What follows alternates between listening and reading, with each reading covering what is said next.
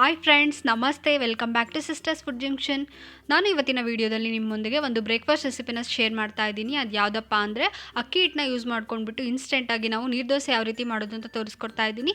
ಅದ್ರ ಜೊತೆಗೆ ಪೀನಟ್ ಚಟ್ನಿ ತೋರಿಸ್ತಾ ಇದ್ದೀನಿ. ತುಂಬಾ ರುಚಿಯಾಗಿತ್ತು. ಎರಡು ಕಾಂಬಿನೇಷನ್ ಅಂತೂ ಸೂಪರಾಗಿರುತ್ತೆ.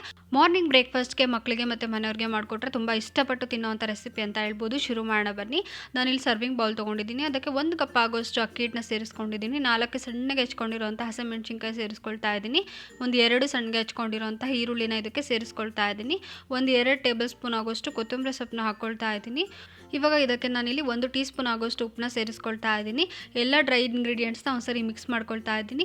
ನೋಡಿ, ತರಕಾರಿ ತಿನ್ನಲ್ಲ ಅನ್ನೋರಿಗೆ ಈ ರೀತಿ ಮಾಡಿಕೊಟ್ರೆ ದೋಸೆ ಜೊತೆ ತರಕಾರಿನೂ ತಿಂತಾರೆ, ಆರೋಗ್ಯಕ್ಕೂ ಒಳ್ಳೆಯದು. ನಾನಿಲ್ಲಿ 1 ಗ್ಲಾಸ್ ಆಗೋಷ್ಟು ಫಸ್ಟ್ ನೀರನ್ನ ಸೇರಿಸ್ಕೊಳ್ತಾ ಇದ್ದೀನಿ. ಸೇರಿಸಿದ ನಂತರ ಎಲ್ಲ ನೀಟಾಗಿ ಮಿಕ್ಸ್ ಮಾಡ್ಕೋಬೇಕಾಗುತ್ತೆ. ನೋಡಿ, ಈ ರೀತಿ ಎಲ್ಲ ನೀಟಾಗಿ ಮಿಕ್ಸ್ ಮಾಡಿದ ನಂತರ ನಾನು ಇಲ್ಲಿಗೆ ಇನ್ನೂ ಸ್ವಲ್ಪ ನೀರು ಬೇಕು ಅನ್ನಿಸ್ತಿದೆ. ಯಾಕೆಂದರೆ ನೀರು ದೋಸೆ ಮಾಡ್ತಿರೋದ್ರಿಂದ ನಾವು ಸ್ವಲ್ಪ ನೀರಾಗಿರಬೇಕು.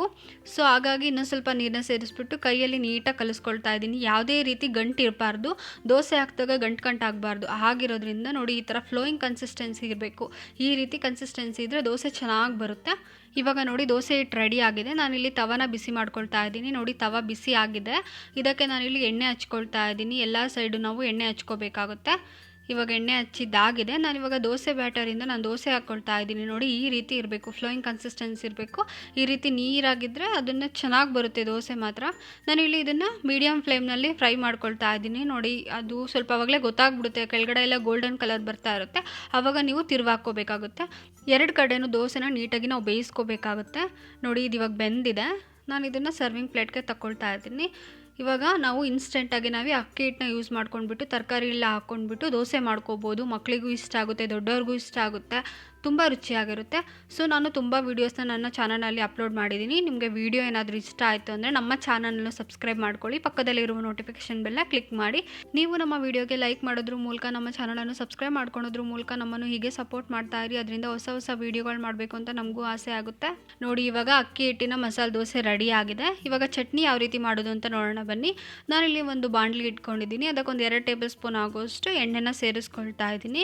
ನೋಡಿ, ಎಣ್ಣೆ ಕಾದಿದೆ. ಇವಾಗ ನಾನು ಇದಕ್ಕೆ 1 ಟೀ ಸ್ಪೂನ್ ಆಗೋಷ್ಟು ಜೀರಿಗೆ, 3 ಬೆಳ್ಳುಳ್ಳಿ ಎಸ್ಲನ್ನ ಹಾಕ್ಕೊಳ್ತಾ ಇದ್ದೀನಿ. 1 ಕಪ್ ಆಗೋಷ್ಟು ಕಡಲೆ ಬೀಜನ ಸೇರಿಸ್ಕೊಳ್ತಾ ಇದ್ದೀನಿ. ಸೇರಿಸಿದ ನಂತರ ಇದನ್ನು ಹುರ್ಕೊಳ್ತಾ ಇದ್ದೀನಿ. ಎಣ್ಣೆಲಿ ನೀಟಾಗಿ ಅದು ಫ್ರೈ ಆಗಬೇಕು.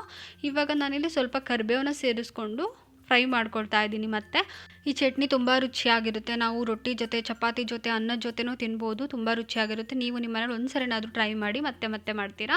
ನಾನಿಲ್ಲಿ ಇದಕ್ಕೆ ಅರ್ಧ ಕಪ್ ಆಗೋಷ್ಟು ಹುಣಸೆ ಹಣ್ಣಿನ ರಸನ ಸೇರಿಸ್ಕೊಳ್ತಾ ಇದ್ದೀನಿ. ನೀವು ಹುಣಸೆ ಹಣ್ಣು ಸ್ವಲ್ಪ ಜಾಸ್ತಿ ಹುಳಿ ಇತ್ತು ಅಂದರೆ ಸ್ವಲ್ಪ ನೀರು ಮಾಡಿಕೊಂಡು ಹುಣಸೆ ಹುಳಿನ ಸೇರಿಸ್ಕೋಬೇಕು. ಹುಣಸೆ ರಸ ಹಾಕಿದ್ಮೇಲೆ ಸ್ವಲ್ಪ ಹೊತ್ತು ಕುದಿಸ್ಕೋಬೇಕಾಗುತ್ತೆ. ನೆಕ್ಸ್ಟ್ ನಾನಿಲ್ಲಿ 1 ಟೀ ಸ್ಪೂನ್ ಆಗೋಷ್ಟು ಖಾರದ ಪುಡಿ ಸೇರಿಸ್ಕೊಳ್ತಾ ಇದ್ದೀನಿ. ಇದನ್ನು ಇವಾಗ ಮೀಡಿಯಮ್ ಫ್ಲೇಮ್ನಲ್ಲಿ ನಾವು ಇದನ್ನು ಚೆನ್ನಾಗಿ ಕುದಿಸ್ಕೋಬೇಕಾಗುತ್ತೆ. 1 ನಿಮಿಷ ಆದರೂ ಇದು ನೀಟಾಗಿ ಕುದಿಬೇಕು. ಇವಾಗ ನೋಡಿ, ಲಾಸ್ಟಿಗೆ ನಾನು ಅರ್ಧ ಟೇಬಲ್ ಸ್ಪೂನ್ ಆಗೋಷ್ಟು ಬೆಲ್ಲದ ಪುಡಿ ಹಾಗೆ ಸ್ವಲ್ಪ ಉಪ್ಪನ್ನ ಸೇರಿಸ್ಕೊಂಡು ನೀಟಾಗಿ ಚೆನ್ನಾಗಿ ಫ್ರೈ ಮಾಡ್ಕೊಳ್ತಾ ಇದ್ದೀನಿ.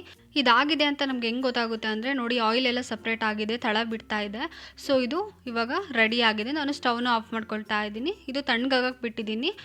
ಇದು ಕಂಪ್ಲೀಟಾಗಿ ತಣ್ಣಗಾದ್ಮೇಲೆ ನಾವು ಮಿಕ್ಸಿ ಮಾಡ್ಕೋಬೇಕು. ಬಿಸಿ ಇರಬೇಕಾದ್ರೆ ಮಾಡ್ಕೋಬಾರ್ದು. ನಾನಿಲ್ಲಿ ಇವಾಗ ತಣ್ಣಗಾಗಿದೆ. ನಾನು ಮಿಕ್ಸಿ ಜಾರ್ಗೆ ಹಾಕ್ಕೊಳ್ತಾ ಇದ್ದೀನಿ. ಇದನ್ನು ಫಸ್ಟು ನಾನು ಮಿಕ್ಸಿ ಮಾಡ್ಕೊಂಡು ಬರ್ತೀನಿ.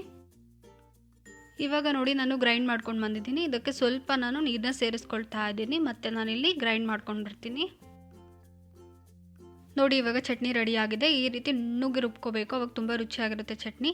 ಹೋಟೆಲ್ ಸ್ಟೈಲ್ನಲ್ಲಿ ಪೀನಟ್ ಚಟ್ನಿ ಯಾವ ರೀತಿ ಮಾಡೋದು ಅಂತ ತೋರಿಸ್ಕೊಟ್ಟಿದ್ದೀನಿ. ಇದನ್ನು ನಾವು ದೋಸೆ ಜೊತೆ, ಚಪಾತಿ ಜೊತೆ, ರೊಟ್ಟಿ ಜೊತೆ ಹಾಗೂ ಬಿಸಿ ಅನ್ನದ ಜೊತೆ ತಿಂದರೆ ತುಂಬ ರುಚಿಯಾಗಿರುತ್ತೆ.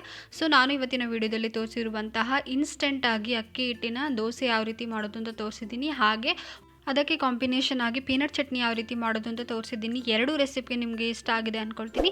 ಇಷ್ಟ ಆಗಿದ್ದರೆ ನಮ್ಮ ರೆಸಿಪಿನ ಒಂದ್ಸರಿ ಲೈಕ್ ಮಾಡಿ, ಹಾಗೆ ಸಬ್ಸ್ಕ್ರೈಬ್ ಮಾಡ್ಕೊಳ್ಳಿ. ಪಕ್ಕದಲ್ಲೇ ಇರುವ ನೋಟಿಫಿಕೇಷನ್ ಬೆಲ್ಲ ಕ್ಲಿಕ್ ಮಾಡಿ. Thanks for watching.